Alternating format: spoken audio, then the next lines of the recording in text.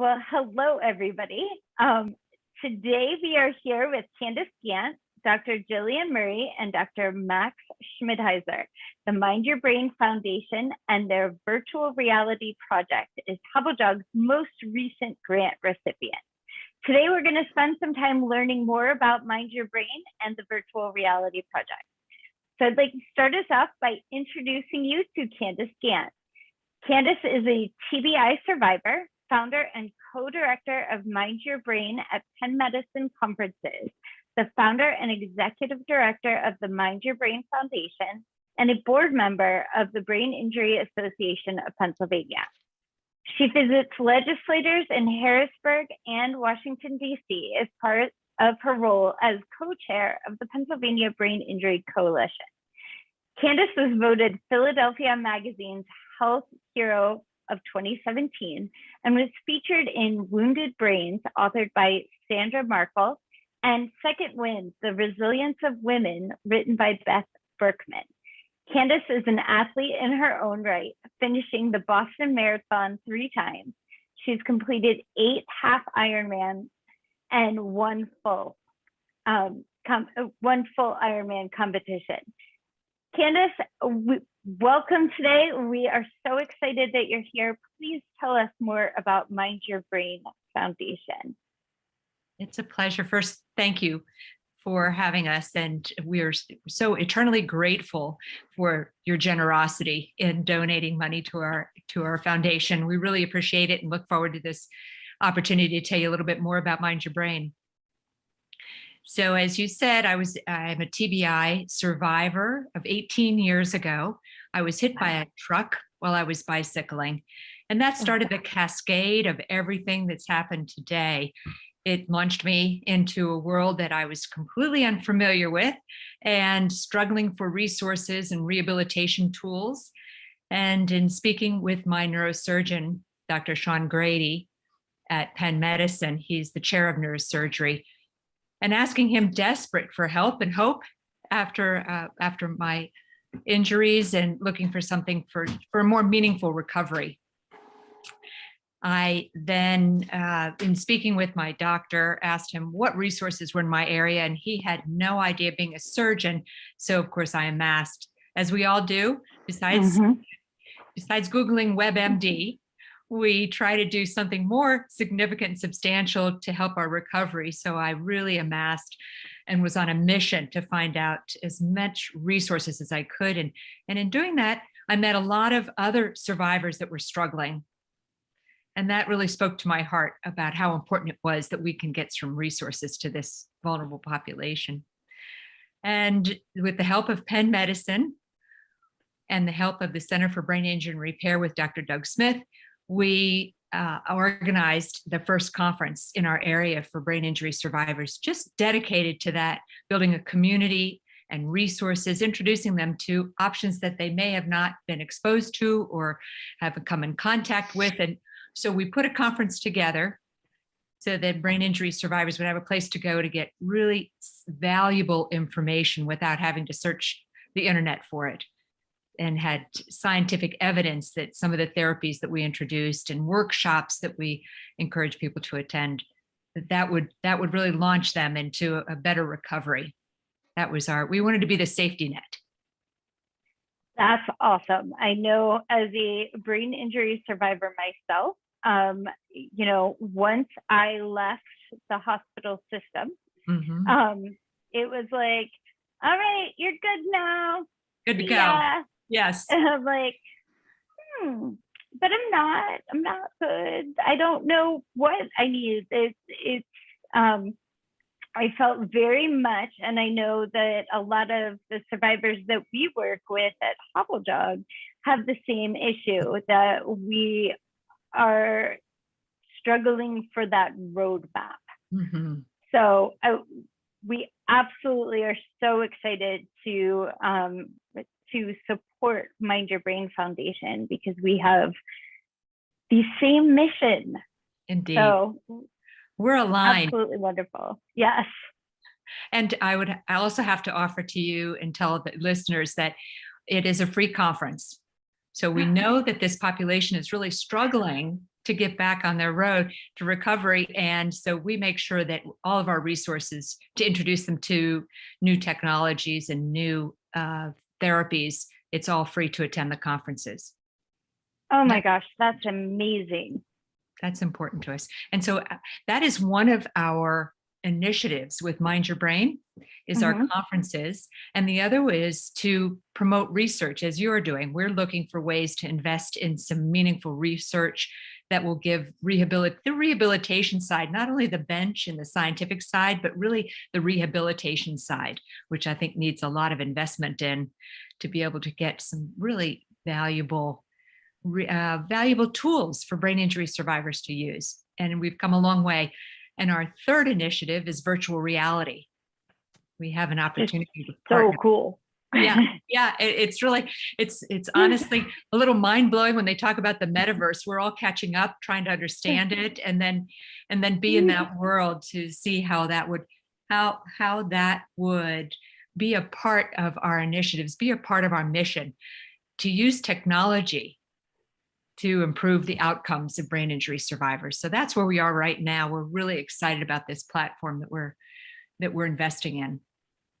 That is so awesome. I have a 16-year-old son who got an Oculus Quest 2 for his birthday or Christmas, one of those. And he's like, "Mom, this is so cool." And so I've always been a little bit nervous to use it as a brain injury survivor because balance has been a big key for me, or lack thereof. Definitely lack thereof. So I can't wait to hear more about this project and how virtual reality can be used for people like me. Like, that's awesome. Indeed. Well, let me take this opportunity then to introduce, these are two experts in this area, the virtual reality that's being built and tested. And I'll introduce you to Dr. Max Schmidhauser and Dr. Jillian Murray. And I'll let them tag team with me and tell you all about the amazing work that they're doing. Awesome. Welcome. So, Carrie, I'm so glad to have you guys. Thank you so much, Carrie, and thank you for the introduction, Candace. It's really a pleasure to be here with you today to talk about the exciting work that we're doing through the Mind Your Brain Foundation, and just to also express our appreciation to Hobble Jog for the support of the work that we're doing. So essentially what I'd like to discuss just to start out, and then Dr. Murray can jump in also to talk a little bit about the mindfulness piece, which is our specific area of focus for this current phase of work that we're doing. But just the reason for virtual reality. The question is, what is it that really makes it unique? And to that, I would say it's incredibly unique in that, as I'm sure your son can attest to, I mean, you're in this whole other world, right? I mean, you're just there in this place that is completely different from the environment that you're actually sitting in and from what you're listening to. So what you're seeing and what you're hearing is totally different. You're transported into this other realm. And so, of course, that can be used for gaming purposes and for fun, but it also can have this application that is in the spirit of rehabilitation. And specifically, and again, Dr. Murray will talk a little bit about the mindfulness piece next, but just in terms of what VR lends is this ability to be in this wholly other place, completely other realm that that can lend itself to something like a guided meditation exercise or guided visualization that has a lot of application for rehabilitation. And interestingly, so when we're talking about virtual reality, I think one thing that might be helpful for the audience listening to this is to know that in the past, the formats that were most commonly used were either non-immersive or semi-immersive virtual reality.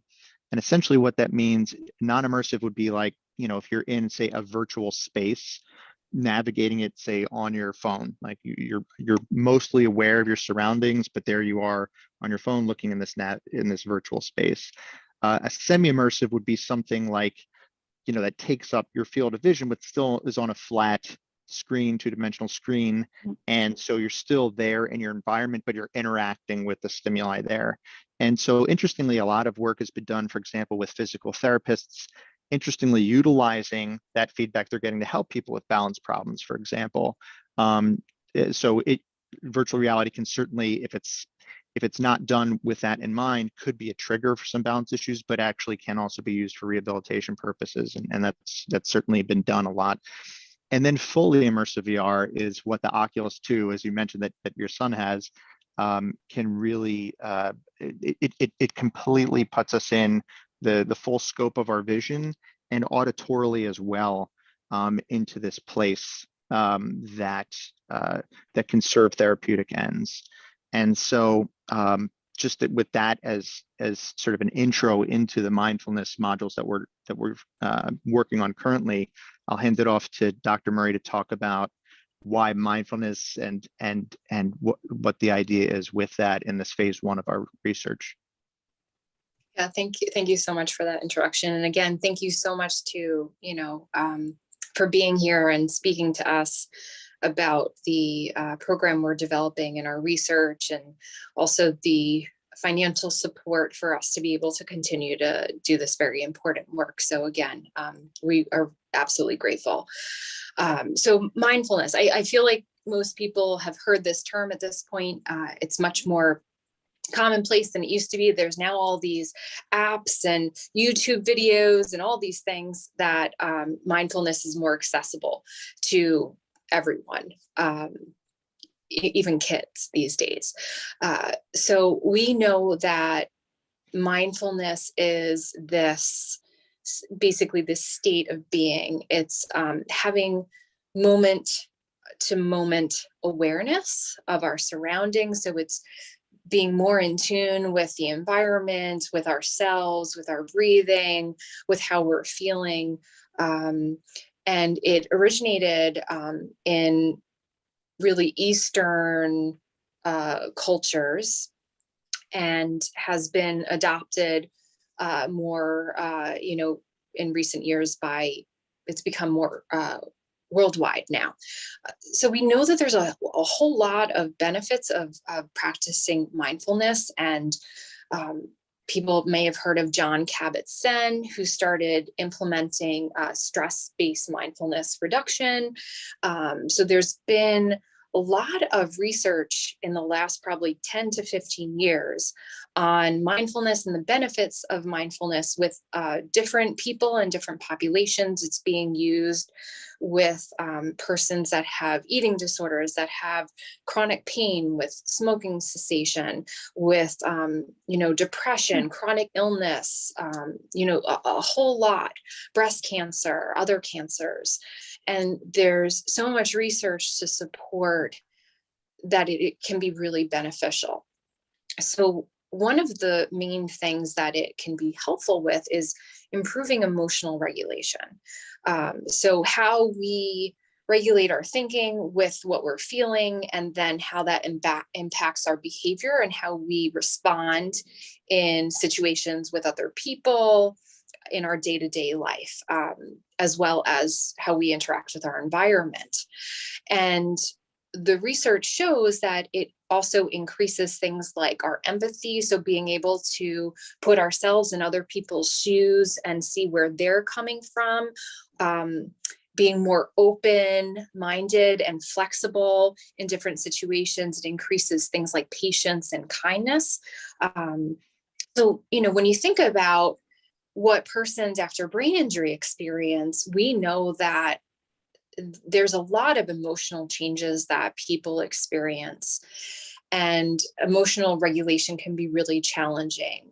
We know that there's increased irritability and anger after a brain injury. We also know that some people become more reactive. So their emotional response is augmented. Or some people experience more less reactive, where they're not as emotionally reactive in situations. So when you add all that together, we know that if we are feeling, if we're having difficulty in managing our emotions, or we're feeling stress, or we're feeling anxious, then that in turn impacts our cognitive skills. So when we're not feeling at our best emotionally, we know it affects our ability to pay attention to something, to remember something, to go about planning and organizing how we're going to tackle a problem, or our reasoning skills. It really has, our emotion has such a huge impact on our day-to-day lives. So yeah, I'm sorry to interrupt, but that totally resonates with me. You know, and I will say that I have been intentionally meditating and doing things such as that to help all of those things. I mean, it's been 8 years now since my brain injury, but you know, I would say over the last 2 years, particularly during the pandemic, I had a really hard time.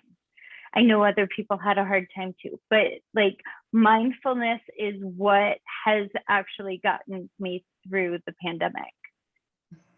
Yeah, it's cool. And I think it is something that helps people in different ways. And Dr. Schmidheiser and I used to work on an outpatient brain injury program, and we would do mindfulness meditation every morning to start our clients and their day. And just I'm getting goosebumps talking about it. Just the response that our clients experienced, it was just incredible. It really helped them, and then helped move them forward in their recovery, because they were better able to focus. They were able to sort of shut the door on things that were causing issues for them. They would come in and, you know, there's so many stressors that people with brain injuries experience, whether it's access to resources, financial stressors, not feeling well, obviously, you know, grieving loss of, you know, what your life was before. You know, there's so much going on, and this just helped grounded people to then be able to better engage in their rehabilitation. So we took the same idea here, where our intention with these mindfulness modules is a starting point, especially as we develop more that are more task related to work on a certain cognitive skill. For example, we would have people use our mindfulness modules first before engaging in those next level modules to start doing like cognitive tasks, because it would ground people and help them get into that moment and be better prepared and better able to fully participate in the additional modules of that would be more addressing cognitive skills.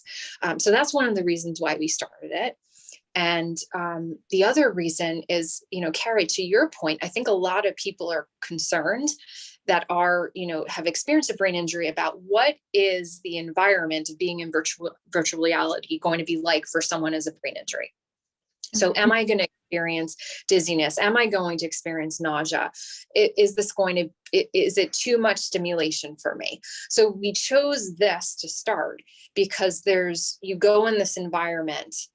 You can choose whether or not to move throughout the environment. It's more you sit and you don't move and you observe your surroundings, and you're led through a guided meditation.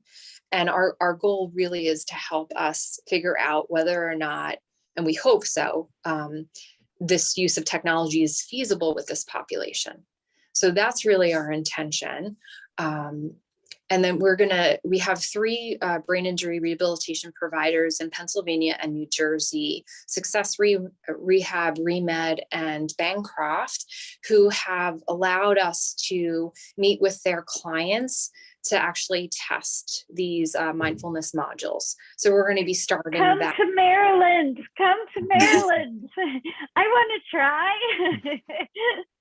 We'd be happy to explore that. I think that that's exactly what we're looking forward to. Is we want to be able to be immersive in your communities everywhere, especially if we make it available for free for brain injury survivors that don't have the ability to get rehabilitation. It's not close to them. They have limitations. This would be a great opportunity for us to provide another resource for them. Yeah. And so much of what we do at Mind Your Brain is because we're aware that there's significant funding limitations, that there's such a huge barrier for survivors accessing rehabilitation. So this is something that our hope is that people will be able to do independently, also at we hope that brain injury providers will hopefully choose to, use our technology as well. But our goal is for people to have better access to, the resources and care that they deserve and need. Absolutely. I love that so much. So how have you gone about trying to, well, I guess you're in testing phase right now. So what is next step relative to getting this to hospitals, getting this to other brain injury rehab places? Like how are we spreading the word? Because we want to help. Next step for us is really to test the technology. So we hope to have 50 participants, and we're going to be doing, before someone uses it, we're going to ask them to rate their stress levels, and then they're going to choose which one that they want to choose. There's 2 different environments that people can choose: a beach scene versus more of a mountain scene. And then when they finish, we're going to ask them to rate their stress levels again. And so then we'll be able to compare before and after. And that's to really gauge the effectiveness of the mindfulness module in reducing stress levels. But then we're also going to do qualitative interviews where we're going to speak to the persons after they use this technology and gain a better understanding of what the experience was like. Did they have any adverse reactions? What did they think was helpful? Do they have any feedback for us to improve the technology? So we're going to look at all this information and data. And we do intend to, publish. Hopefully we'll be accepted by a journal, and we hope to present at conferences because that will help to get the word out. And just to add on to that, go ahead, Candace. Did you want to mention something? No, I'll follow you. I think that we all have the same thing, same discussion in mind. Yeah. So I think just to, also circle back to your question, Carrie, about sort of the next steps. We just see this as the initial step, this first phase, in really hopefully being able to stay at the forefront of this technology as it continues to develop, with application to helping individuals and empowering individuals in the brain injury community. And so beyond the relaxation element of it, which is such a foundational piece of it, as you mentioned with your regular practice, because there are no 2 brain injuries that are the same. Everyone can have a bit of an issue in a certain area that maybe someone else doesn't.